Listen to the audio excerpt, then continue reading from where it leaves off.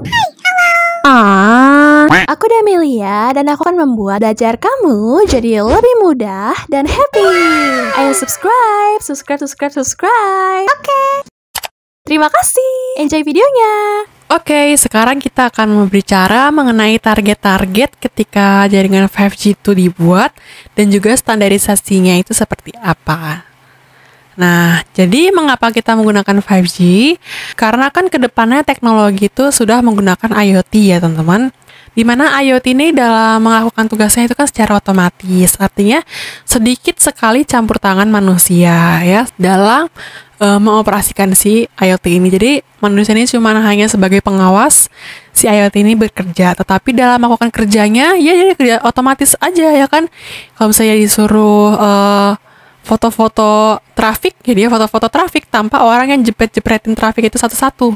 Jadi dia akan fundamentalnya dia akan mentransform ya si telekomunikasinya itu yang tadi sifatnya itu tradisional atau masih menggunakan manusia untuk memanajemen suatu alat atau satu sistem, maka dia akan merubahnya pada jaringan yang IoT, yang sifatnya itu digunakan untuk IoT, yaitu menggunakan virtual ya, virtual cloud, virtual machine seperti itu.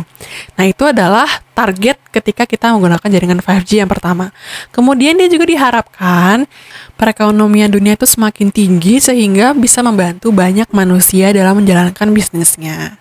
Kemudian dia juga bisa digunakan untuk support banyak bisnis model yang sudah diterapkan. Jadi itu adalah target-target yang ketika kita menggunakan si 5G ya kan.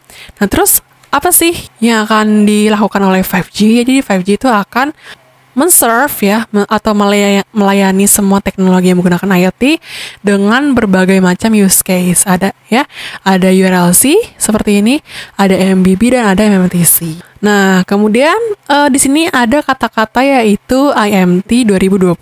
Jadi IMT 2020 itu sama saja dengan namanya jaringan si 5G. Jadi 5G itu dinamakan dengan IMT 2020. Karena diharapkan pada tahun 2020 itu semua operator di seluruh dunia itu sudah melaunching atau mengimplementasikan 5G di negaranya masing-masing, ya kan? Seperti pada 2G. Kalau 2G kan dia dinamakan dengan IMT 2000 ya. Dan itu juga sudah implement nih di tahun 2000. Waktu itu, seluruh dunia itu sudah mengimplementasikan 2G. Nah, kalau di sini kan pengen harapannya kan 2020. Nah, karena terjadi sebuah musibah, yaitu ada pandemi COVID-19 ya di seluruh dunia. Dan itu akan mengimpact terhadap perkembangan teknologi juga, sehingga seluruh dunia itu masih berfokus kepada kesehatan ya kan, berfokus pada pensejahteraan atau mensehatkan masyarakatnya, sehingga terjadilah hambatan ketika kita mengimplementasikan 5G di 2020.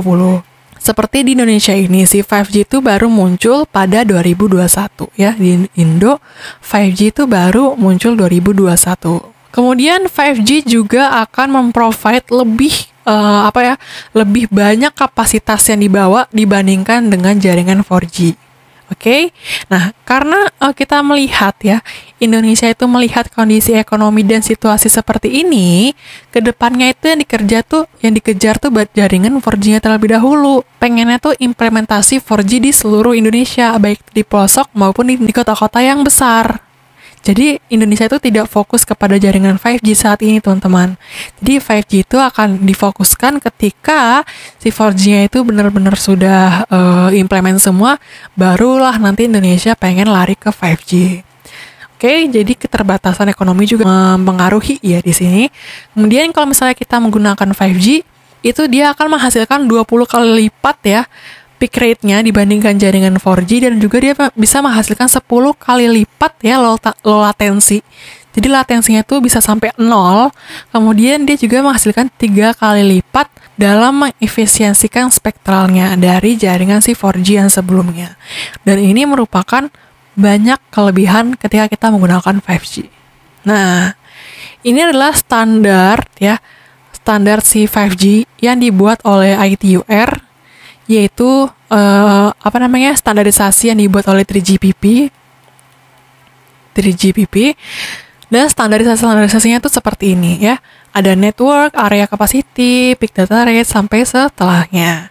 Nah, ini Kalau misalnya semuanya sudah implementasi jaringan 5G yang sifatnya SA ya, standalone, maka semua standarisasi yang sudah disebutkan ini itu bisa implementasi di sebelah sini. Data rate bisa tercapai, spectral efficiency bisa tercapai, area, latensi, connection, energi, reliability, mobility, terus ini juga semua bisa tercapai.